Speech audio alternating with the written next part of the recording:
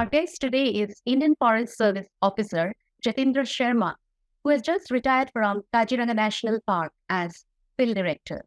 But he is more known for his extensive research work on rare medicinal plants and mushrooms. He has been Member Secretary of Assam Medicinal Plants Board since 2018. Today we plan to speak about his successful stint as Field Director of Kaziranga National Park and also his research work in the field of medicinal plants and mushrooms. Welcome to Indian Masterminds, sir. Thank you. Just before your retirement as Field Director of Kaziranga National Park, you brought out a coffee table book on Kaziranga for the first time in the history of the park. Tell us a little about it. After my joining there in the Kaziranga National Park as the Field Director, I was just looking for certain literatures and books on this about Kaziranga. Actually, many people, they come, and then many visitors, dignitaries, they visit, and they often ask for these documents. But the thing is that I found it very much lacking. We thought that we had to have the total documentation of what this Kaziranga National Park all about.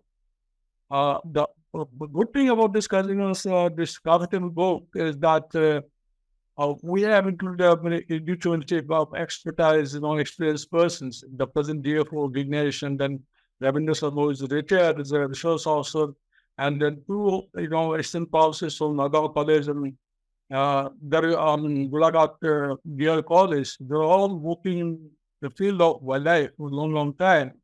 And so I included them in the team, and we got the help of the good photographers, the professionals, the writers, the persons who working relentlessly for Kaziranga for years together.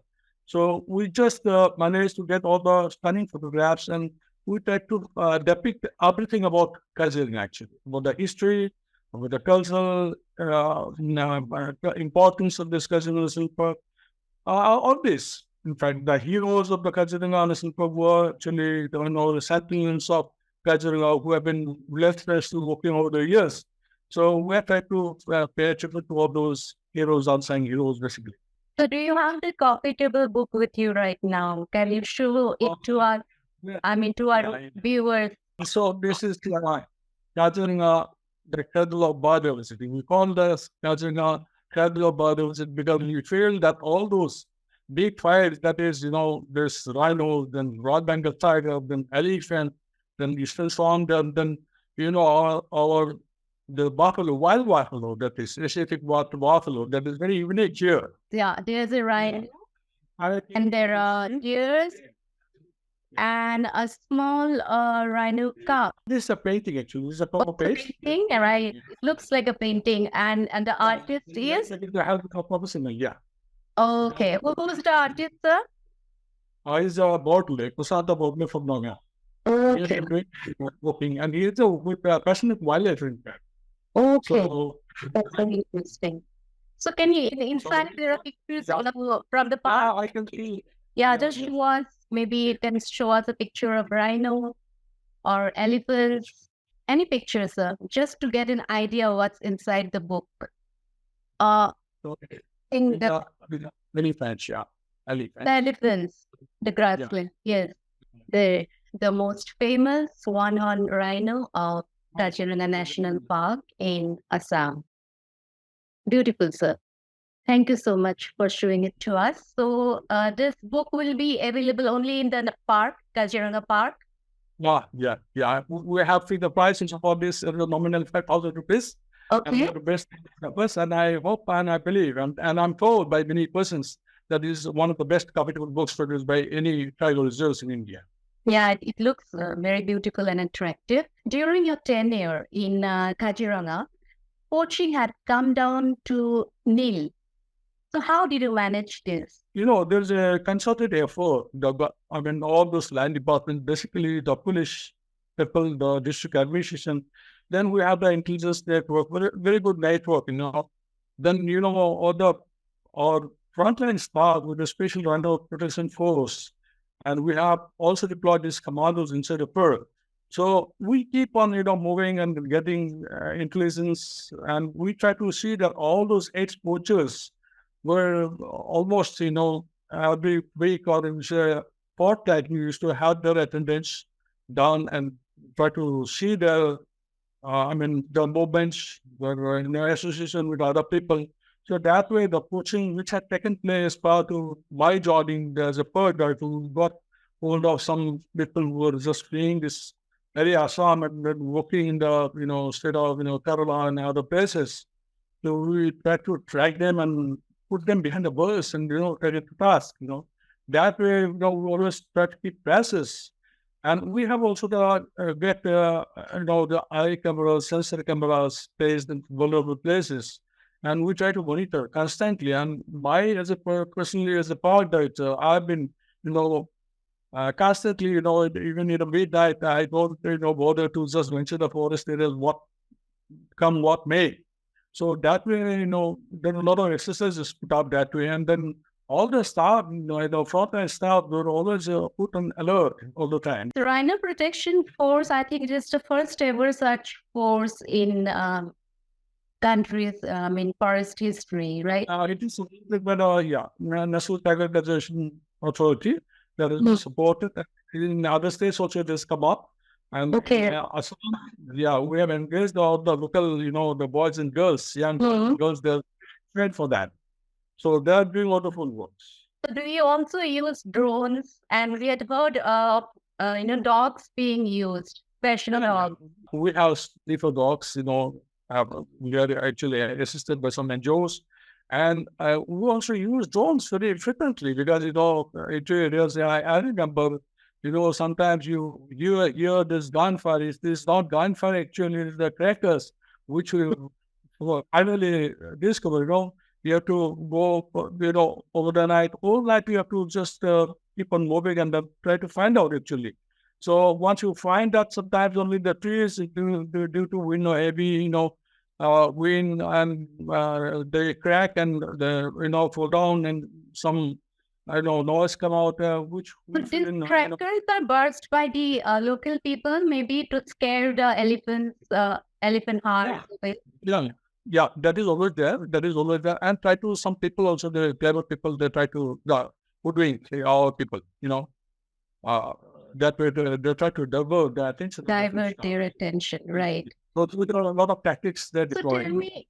So tell me one thing. But there was one rhino poaching incident which happened just before President Droupadi Murmu's visit to Kaziranga. So can you tell us about it? Yeah, it's a very unfortunate incident. Actually, the carcass was delivered on 36th of March. Actually, I was in Guwahati that day. I came for some housing purpose. In fact, my boss was there in Kaziranga on sleeper that day. So when I was in the midnight itself, I had traveled and found that the carcass was lying in a that water body. But it was, I think, killed, 7-8 days back. But the inquiry is on. And I can tell you one thing, there's a very suspicious case because, we could, our staff would recover some bullets from the, spot. But the thing is that gunfire, that noise is not heard, actually. So did they use silencer? Silencers on gun? You never know this because, once we're in the hunt for those some butchers, we're in the hunt and we're in the right track, I can tell you. Because, I cannot disclose all the things, but the things... So you mean to say you have been able to identify the people who had killed that rhino? We're closing down. Are they local people or they had come from outside? Local people, and they're outside the state also, because 7-8 persons, locals, they have been arrested and put behind the bus, and there are some, some investigations going on to nab all those persons, masterminds, I can say. And I am the new director, the madam is there. I think she's been briefed properly, but sitting here in Guwahati also, I'm trying to keep track of the things, what is going on, because we have the good inclusive network, and I'm working on those people. And hopefully, I think we'll do something very near future. All right. And who knows? Okay. What about the Forest Protection Force firing case leading to deaths in an encroachment removal operation in a Kaziranga range. I think it was the Puri range. Purpose behind this is that wanted to have a greater landscape. Without having a Kaziranga bigger landscape, the safety and conservation efforts would go in vain. May go in vain because, we have so much of population of this rhino children in Kaziranga. Now, 2,613 in 2022, census. It was earlier 2,413 in 2018. In 2016, it was only 2,403. So that way, it has been increasing. And I wanted to, have some habitat for this rhinos, especially because the Rhino Visions 2020 says that we must have the rhino population back in Lavapa and Burasapur and linking, Burang National Park. So that way, Netified, because in Burasapur, Lavapa, we had such a population of rhinos around 80. Those are wiped away because of understanding Assam at the time. So the poachers, they had their days, the wiping out the entire population of the rhinos. Now, we want to bring back that, and the Honorable Chief Minister is very committed, told that in category terms. So there are no encroachers there at the moment? All of them have been removed? All removed.